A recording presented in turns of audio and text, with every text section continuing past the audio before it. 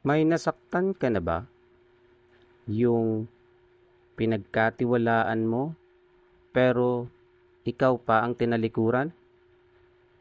Si Jose, naranasan niya yan.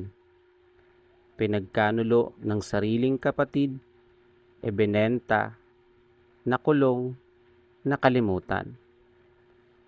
Pero, nung siya na ang may hawak ng kapangyarihan, hindi siya gumanti. Nagpatawad siya. Ayon sa talata ng Genesis chapter 45 verse 8, hindi kayo ang nagsugo sa akin dito, kundi ang Diyos. Hindi siya naging matagumpay dahil magaling siya, kundi dahil binless siya ng Panginoon dahil sa kanyang mapagpatawad na puso.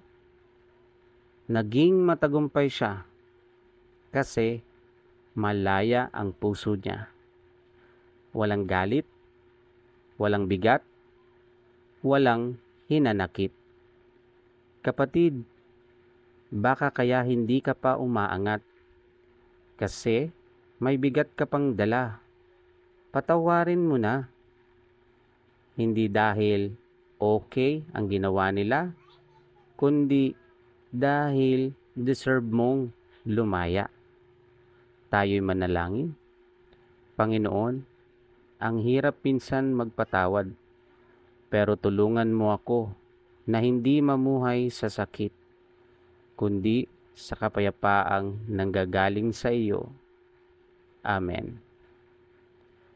Kung nakarelate ka, i-follow mo na ang Faith Fuel Daily. Dito, araw-araw nating pinapalakas ang loob gamit ang salita ng Diyos.